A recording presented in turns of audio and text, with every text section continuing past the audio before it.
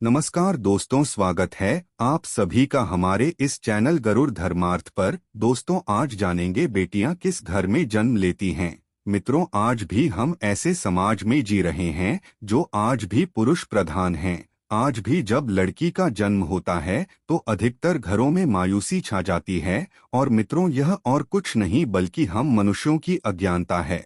लड़की की पूछ समझते हैं, परंतु आपको जानकर हैरानी होगी का जन्म हर किसी के घर में नहीं होता, बल्कि उसी के घर होता है जो भाग्यशाली होते हैं और अपने अपने पुण्य कर्म अर्जित किए होते हैं। और आज हम आपको यही बताने जा रहे हैं कि भगवान कैसे घरों को लड़की का जन्म देने के लिए चुनते हैं और वह कौन से पुण्य कर्म हैं जिसकी वजह से कोई भी इंसान बेटी का माँ बाप बनता है। मित्रों, एक भगवान श्री कृष्ण से अर्जुन पूछते हैं, माधव, किन कर्मों के कारण किसी के घर पुत्री धन की प्राप्ति होती है, अर्थात कैसे घरों में बेटियों का जन्म होता है। तब श्री कृष्ण अर्जुन से कहते हैं, हे पार्थ, यदि किसी के घर बैठे भाग्य से होते हैं तो बिटिया सौभाग्य से, और जो भी स्त्री या पुरुष अपने पूर्व जन्म में पुण्य कार्य अर्जित किए होते हैं उन्हें ही एक बेटी के माता पिता होने का सौभाग्य प्राप्त होता है। बेटियों को जन्म के लिए उन्हीं घरों को चुना जाता है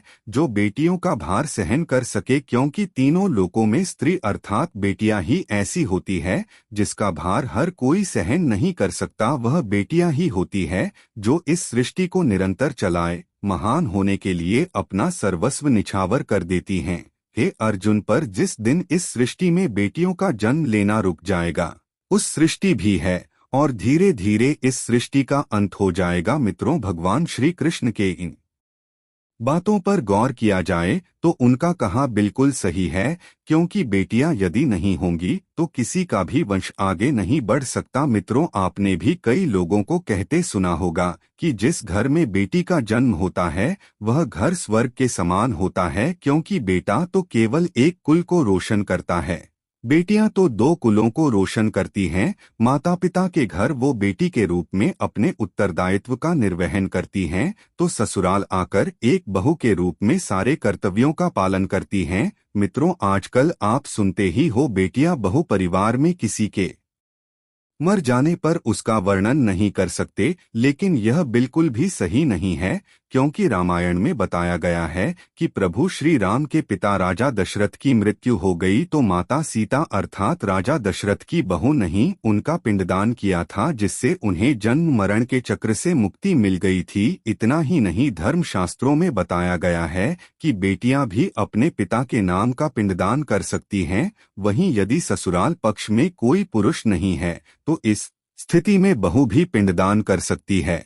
इसलिए मित्रों, वह लोग बहुत किस्मत वाले होते हैं जिनकी घर में बेटी जन्म लेती है, वही वह प्रबल किस्मत के होते हैं जिनके घर एक से ज्यादा बेटियां होती हैं। शायद यही कारण है कि बेटियों को लक्ष्मी कहा गया है। मित्रों, बहुत से लोगों की सोच यही होती है, बेटी है तो बना समय गवाए और इस पर पढ़ाई में पैसे लगाए, जल्द से जल्द शादी कर दो। लेकिन यह सोच एक बेटी के भविष्य को बर्बाद कर देती है।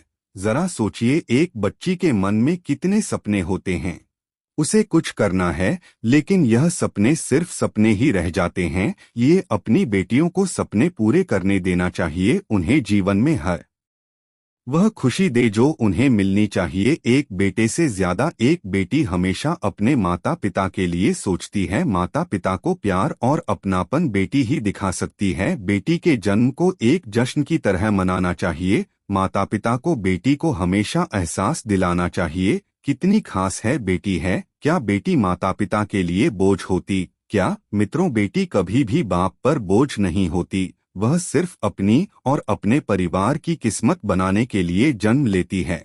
एक कथा के अनुसार दो मित्र लंबे समय के बाद एक दूसरे से मिले।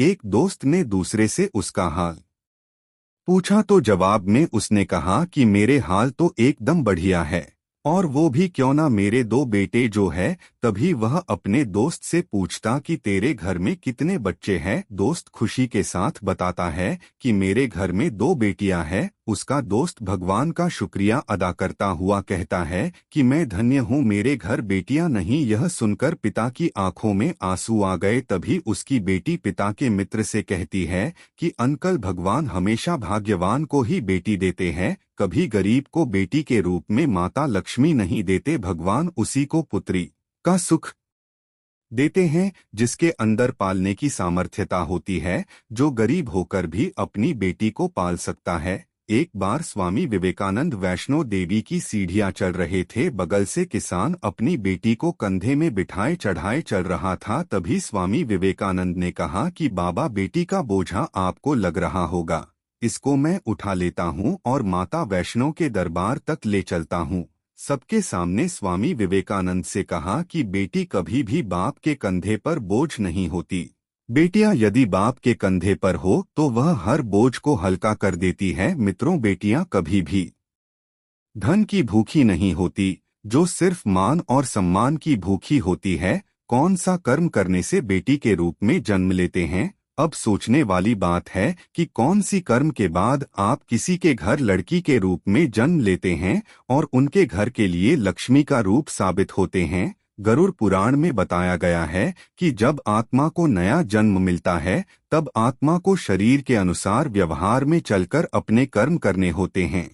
शरीर के जरिए कर्म करके कि एक आत्मा अपने जन्म के उद्देश्य को सार्थक भी बना सकती है और निरर्थक भी। यदि कोई पुरुष महिलाओं का आचरण करता है, स्वभाव में महिलाओं वाली आदतें ले आता है या वही काम करना चाहता है, तो एक महिला को करना चाहिए तो ऐसे ही पुरुषों का आत्म स्त्री का शरीर धारण करती है। वहीं गरुड़ पुराण में बताया गया है, यदि कोई व्यक्ति मृत्यु के अंतिम क्षण में किसी स्त्री को याद करते हुए प्राण त्यागता है, तो वह अगले जन्म स्त्री के रूप में जन्म लेता है। वहीं यदि वह अंतिम क्षण में परमेश्वर का नाम लेता है, तो वह मुक्ति के मार्ग पर अग्रसर हो जाता है।